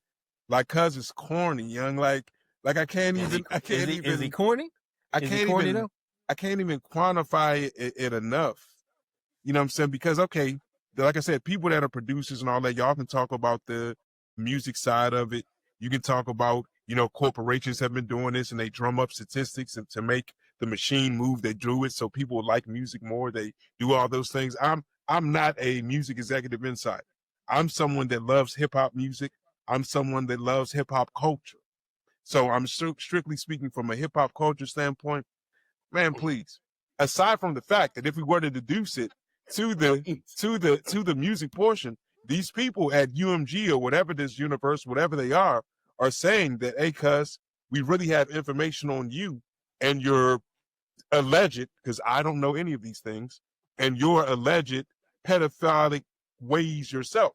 So if they want to, made that one up. I know nothing about that. But what I'm saying and is, by the way, on YouTube we say PDF. We don't say that other word because you get striked. Well, there we go.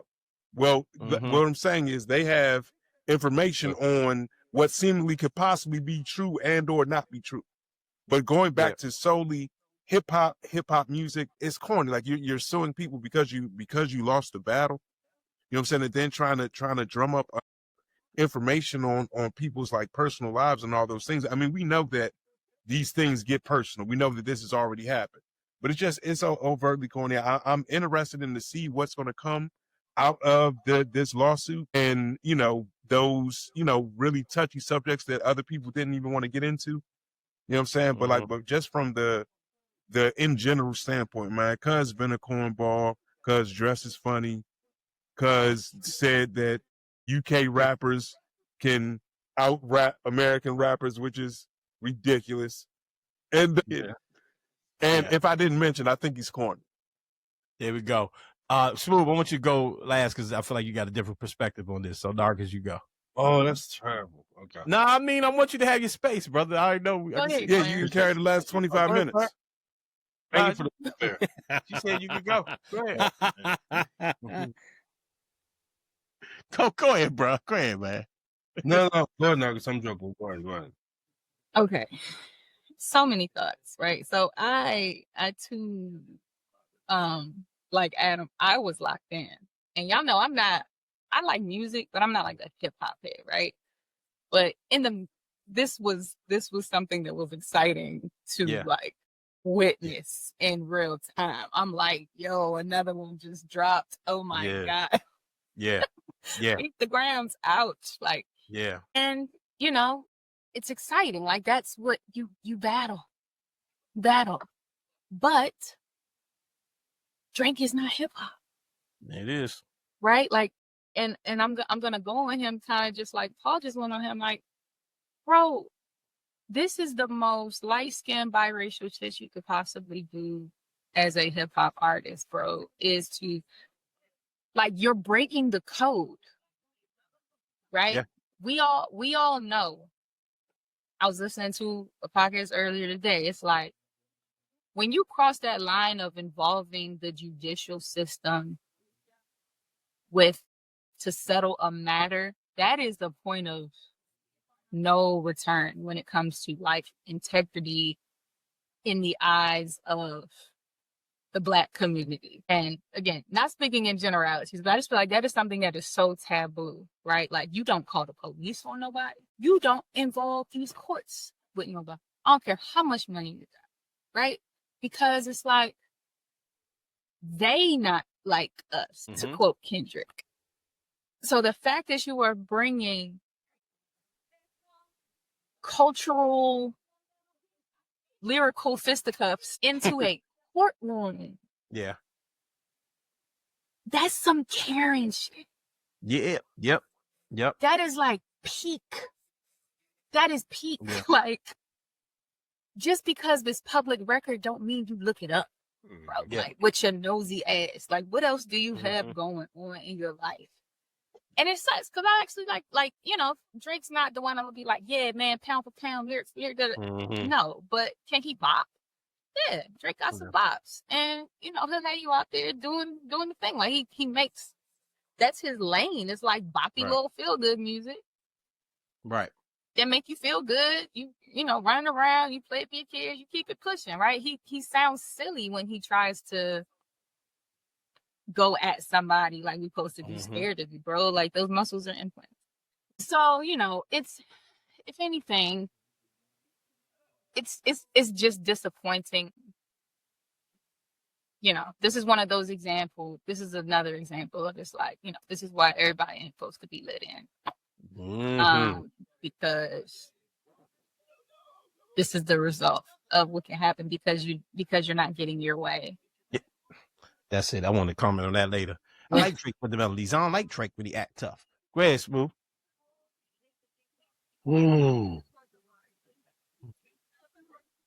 I think we have to separate culture from business. Okay. I mentioned that. I said that. Get to it. And you did. And I think that from a culture standpoint, it's corny. Mhm. It's corny. Like from Nargis to what Adam would post, it's corny. But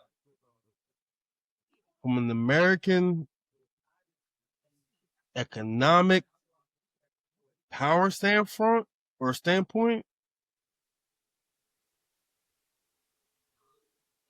niggas gotta say something because there's the opportunity for me to capitalize off of this, right? Like I think sometimes we have to separate culture from the business. The culture is one thing. Culture is integrity. Culture is maybe sometimes honest. Culture is fluidity. Culture is a lot of things. But from a business standpoint, from a power standpoint, nigga, fuck that culture shit. Nigga, I'm a snitch. I'm gonna do whatever I gotta do to do what I gotta do to project me to be where I gotta be. I don't necessarily agree with that. And I don't think I can agree with that because I've never been to that certain standpoint. But when you on that level, nigga, fuck y'all niggas. I'm trying to win a battle that's bigger than a hip hop or rap battle. Mm-hmm. What's Right? to be gained on the other side of that, though? That's an excellent question. No, I'm sorry, I didn't hear you. What you say, Nargis? No, I was just saying, like, what's to be gained? So, like, okay, you win your lawsuit. Now what? Money, power, influence. You have those things already. Not the way that he could. If I think when people win some type of suit, they gain some type of like legitimacy, right? So if Drake was to topple Universal Music, we've never seen that in our lifetimes. But I don't think niggas would give a fuck, and that's the most important thing. Because I think you're right, and I'm sorry to cut you, but I I'm with you. I think that's because you made that point earlier in one of our last topics that like ultimately the society. So my dad has it. It's not really his saying, but he always says, "A desperate man will grab glass when he's falling." Right. Mm-hmm. So this is a desperate person. He thought it was going to work out 3-4 different ways, and none of them worked. It went from drop, right? Remember, he was winning in the beginning before Kendrick made a track. He was smacking Metro and Rick Ross and all them around. They were saying funny shit. Don't get me wrong. You know, BBL Drizzy and all that was hilarious. Don't get me wrong, hilarious. But ultimately, none of that was going to topple Drake. He made his joint. Said Kendrick got big feet and all that, and that he got a bad contract. And then he insinuated that Dave Free was smashing his child's mother, which turned the thing around. I'm making these points because he's willing to go low. But when somebody else went low, that's why I mentioned that last song, the Heart Part 6, I think is the name of it. When it's basically the whole thing was basically, and I see you see, basically it's one of business. But go ahead. No, I'm talking about Drake's last song. After Not Like Us, he basically made a song. Nobody even remembers it anymore. He basically made a song that was pretty much like, yeah, all right, man, I'm about to go on vacation. I'm done with this. You doing too much. You know what I'm saying? You all that stuff you saying about me. At one point, he says in the song, if I was messing with young girls, I would have been arrested. Everything he was saying in the junk was ridiculous. It was a ridiculous song. Nothing he has done his work. Then after that, he tried to do he had it from the dummy account when he was releasing all these songs and all that, right? He was releasing songs. Drake been releasing songs. He has not stopped releasing songs since he lost. And nothing is caught on. Nothing is worked. Nothing is worked. He did the joint with Party. He had one that kind of worked, right? Because he did what he should have done, which is like, whatever, just make a track for the ladies and keep it moving. But then he's on tour with a bulletproof vest with smoke coming out of it. Right. So what I'm getting at, even the other day, he released a little snippet for his Iceman thing. And in the background, he said something about the ski mask wave, which is corny as hell. Okay. because you playing both sides of the fence. On one side you suing, on the other side you talking like you a goon. He did the Iceman stream where he got guns and everything all over the floor. He got corny people backing him. Some of the worst, low down, most disgusting scumbags on earth. And I said it. Act people like that, scumbags. Well, bro, this is what I'm saying. I think, but to your point, I agree with Hold you. on, one last thing. I just want to land this point. Then you go. I promise you. He put out a image the other day of Kendrick, like a cartoon Kendrick looking like Pinocchio. So he's still actively battling it while suing about a battle. So on one hand, he in court going, the battle was prompted by the record label and it hurt me. And like you said, I'm going to lose money. So I had to go to this route because the dude took it too far while still actively. So if one of these songs on Iceman take off and all the people go, damn, he got Kendrick, he going to take that. So he a hypocrite. He's not, bro. But that's my point. Okay. I don't know how you. No, I'm with you. From a cultural standpoint, he's a hypocrite. But if we separate business from hip hop, if we separate the culture from the business piece, he's not a hypocrite. I can still get at you with the bars, the jabs, the hooks, the record sales, all those things. My beef may be with this big ass titan to my left hand side. My right hand is still swinging at you because of who you are. But the Titan is the Titan. It's the business. It's the music business. So if I try to find my way in, it's no different than no DC niggas. It's no different than me trying to find a way in to how I can. There's no difference in me trying to find a way so I can find a way into your car to arrest you versus like the big business of it. The big pieces of it is what it is. But would a fight even take place with the corporation had he been more clever and won the battle? No. That's what I'm saying. I think they're two separate things. I think the battle is one thing, in my opinion. Okay. So, How let LT go? He don't been put up every Go single ahead, phalange. go ahead. I'm with you. No, I'm listening. Go ahead.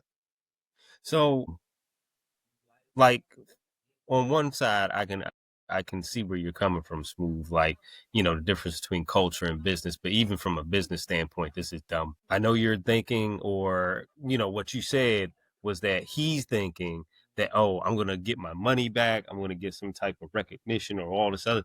But he's opening up a floodgate. So now all future beefs are going to be probably like, oh, whoever loses any future beef, now you can sue. And that's how you because Adam brought up a good point. They were battling. He did the Ja Rule thing, and he brought up Haley. And what did Eminem do? Crushed that ass. Talked about his gap teeth. Talked about his fucked up teeth. Talked about all this other shit. And went on. But here's the thing: Ja Rule, as bad of a person as he is, still was like, I lost. All right, and then just scurried away.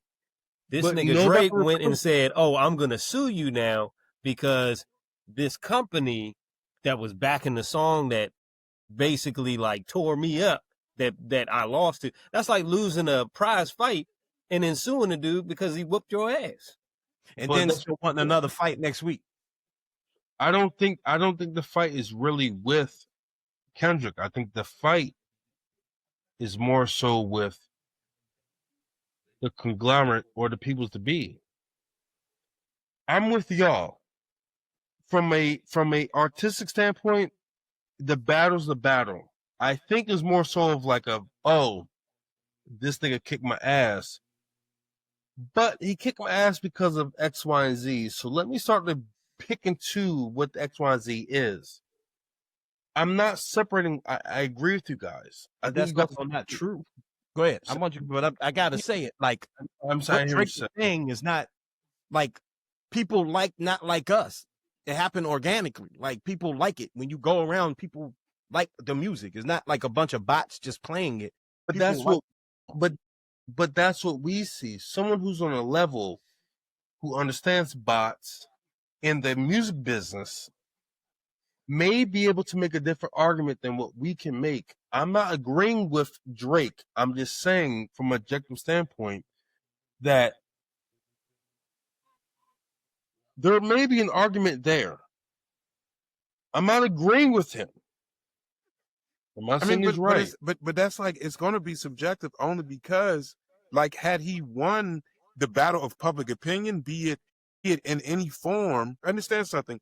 Stuff has been going on behind the scenes of the music business as long as we've all been listening to music. You understand what I'm saying? Like, we've all heard of this. We've all, you know, I have friends that are biggest Illuminati theories that are all those things. So like I said, when I premise my comment on, I'm not a music insider, so I'm not speaking from I can get that point, but like hip hop is like a way of life.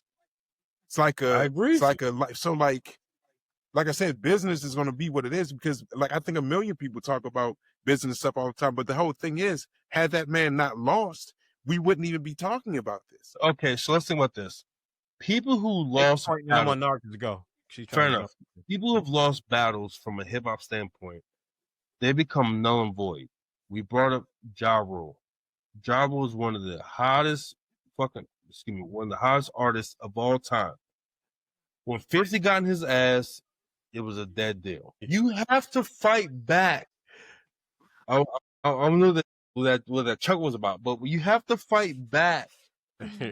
Pause yourself. And I think that Drake's like, yo, you're not gonna fuck me right now. Like, I'm gonna fight back. No matter how corny it may be, no matter how much I may blur the lines, you're not gonna fuck me. Okay. And I think honestly, and I'm ending on that, but I think that's what it comes down to. So go ahead, do your thing. That nigga mad because 1 million people at the Super Bowl was singing that song. Bingo. I don't disagree with you. I do not disagree with you. I don't. That's a bingo. Go ahead, Nargis. Wait, but didn't lawsuit come before the Super Bowl though? He was talking about it. Yeah. That's what I'm saying. But go ahead. I'm with you. I'm with you. Yeah, but nothing. So when I was talking to Adam about this, I like it. This is just, it's embarrassing because it's an indication, like, to LT's point, of like the floodgates that can come on the other side, right? Mm-hmm. Of like people who have gotten into hip hop for like the commodity side of it and not necessarily for the spirit side of it, or like the lifestyle of it, to what Paul is saying. And it's hard now to know who is who, or like, because we make fun of the rap niggas who like still be out here trying to sell cocaine, because it's like, nigga, you famous, what you right? Why you still in the band though, bruh? Like, go to the studio. It's hip hop artists, rap artists have a very delicate line to walk between like truth, fiction, lived experience, and this is my career, this is my persona. And I feel like I equated it to like WWE, where there's a mystique. That's the reason why we want to watch Love and Hip Hop. It's the reason why, we want to like, oh, he's battling, because this is like entertainment. We don't view this as like people's real lives. Like, it's like, yeah, them niggas probably dap up.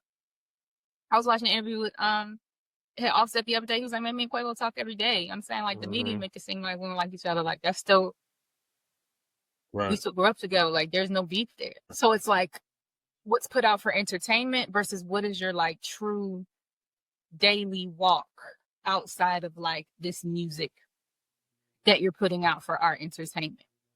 Yeah. So it's almost disappointing for those of us, or I think for anyone who may be a fan, where it's like something that is supposed to be an art form can be minimized and simplified into, even though it is, because it's turned in, it's commodified. It is a business, but it's almost like there's a certain degree of grief that you have to experience in something that is so like cherished and like pure and grassroots as like a legit hip hop battle will turn into litigation and nobody died. Yeah. You feel me?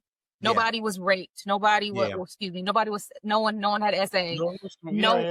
No drugs were, you know what I'm saying? No crime was actually committed. You're trying to find crime. When we have hip hop examples of we've had worse battles of lives being lost because of these. That's not what civil suits are about, though. I agree with you. I agree with you 1,000%, Narcus, but that's not what civil suits are about. Civil suits is not about criminality. It's about what you did to me in terms of the public space, from either libel or non-libel. What's the S word? Slander, right. Mm-hmm. That's what it comes down to. It doesn't come down to criminality. It comes down to, nigga, did you fuck up my bag? Excuse me, Narcus, I'm not speaking to you. I'm speaking no. Like, did you fuck up my bag or did you not? Yeah. So and that in and of itself is not the spirit of what hip hop is. But that's hip hop. But we have to separate. We have to separate hip. I'm not saying that you're wrong, right? I'm not saying that Drake does not have some type of constitutional right to exercise, to explore. I'm not saying he's not within his right. All I'm saying is that within the scope of doing it, because you're suing within the context of you performing as a hip hop artist in a hip hop battle. This isn't like a newspaper article that somebody wrote about you in the Wall Street Journal. One you started, one you've been asking for since 2013. They got the clip of him talking with Angie Martinez after the Control verse, which we talked about on MCR years ago. After the Control verse, everybody else with the Control verse handled it a certain way. Lupe kept battling the Bama. Okay. He didn't even mention Lupe, and Lupe was like, I want in. Okay, because Lupe's an MC. Other MCs like Big Crit, other people were like, yo, I know Kendrick, I get it. Not dissimilar to what happened with the Joey Badass thing, where Joey Badass called out other people. Yeah. Other people say I'm gonna sit it out. Other people like Joe Budden, other people just jumped in for the fun of it. It was only one person who took it very seriously, and he said it. And then there's whole breakdowns, because this has been a year and I've been heavily invested in this. There's a lot of great YouTube channels out there, and a lot of great YouTubers and music bloggers that can like break down songs with these two dudes throwing jabs at each other for like, I'm talking like on the Black Panther soundtrack. I didn't even catch it. Okay. Kendrick going at Drake, Drake going at Kendrick, the whole thing with him showing up in Compton with the game doing the video, because I'm in your hood now. They've been asking for it for a decade. And then you finally got it. And one person made a decision, Cole, and said, you know what? I can see where this is about to go. Right. I don't even want to pretend like I don't like these dudes. I'm good. Made fun of them for a couple weeks, and then we realized, oh, damn, I got you, LT. We realized, damn, Cole made a point, because this was going to get ugly, because these are two dudes that do not like each other. And when he was winning, and when it was drop, it was all good. When he battled Meek Mill, he dragged Meek Mill through the dirt, ruined Meek Mill's career. Okay? I understand what you're saying. I'm gonna leave it at this, because we're getting our signal. Okay, I'm gonna leave it at this. Meek Mill ain't trying to sue that man. No, he did not. And I understand what you're saying. And this is why lawyers are good, because lawyers can make bullshit make sense sometimes. Straight up. Lawyers I can go to McDonald's and eat 3 Big Macs and throw up and be like, well, the Big Mac got this ingredient in and this, that, and another, and I can sue McDonald's and maybe I'll win. But that doesn't mean I didn't go to McDonald's and eat 3 fucking Big Macs. Okay? You battled a nigga. You knew how this can go. You brought up him and his children, him and his business partner and best friend, insinuated. That's like someone insinuating that Paul slept with my wife and my daughter is his. But I'm not supposed to go. And then, okay, I can almost not forgive, but I could almost understand you just being a bitch and just being like, that was too much for me, and now you suing, right? I can almost understand you just being a straight bitch and you just couldn't handle it, so now you suing. I wouldn't like it, but I could almost go, well, he's just a bitch. But you still carrying on to this day. I'm talking yesterday, he put out the little, so that means all on Iceman, he gonna have a bunch of Kendrick shit going on in it. It's lame. You playing both sides of the fence. His lawyers can say whatever they want. It is lame. It is anti-hip-hop. Man, this nigga's alarm went off. I'll wait for the alarm. Put that on silent, my nigga. I told you that was gonna happen. I know. We about to wrap up. 3, 2, 1. It's lame. He playing both sides of the fence. Ain't no way around it. He could win this lawsuit, and I promise you the career is done regardless. Fair enough. Hey, people may party on boats to Drake music still. They may like to hear it in the club. There's some people that still want to bop around, and he'll still have that small portion of his audience. He will, because some people just want to bop. But Drake ain't Drake no more, and it's been proven because he's been still putting out music since this thing ended, and no one wants to hear any of it. It ain't the same, and he did it to himself. And the lawsuit is definitely adding to that. Yeah, the lawsuit did it. Honestly, I believe if he wouldn't have done the lawsuit, he just would have just like took the L. I think Drake still would have been straight. He probably, the hip hop heads probably wouldn't have messed with him no more. I think it's bigger than the hip hop point of this. Like, I think his. We'll wrap up after this. Yeah, his arguments is bigger than hip hop. That's all. I feel you. Listen, I want to have ego is bigger than hip-hop. Justin Hunt on here at some point. I want to interview my man Justin Hunt. He's been like a big voice in this. He's a good dude. I'm trying to get him on the show so we can talk about this in more detail. Also, King Green. I've talked to him. Yes, sir. Rap Latte with Torre. He maybe we can get Torre on the show. We'll see. We're gonna continue this conversation because it is a big thing in hip hop. It's a big thing in the culture. So, all right.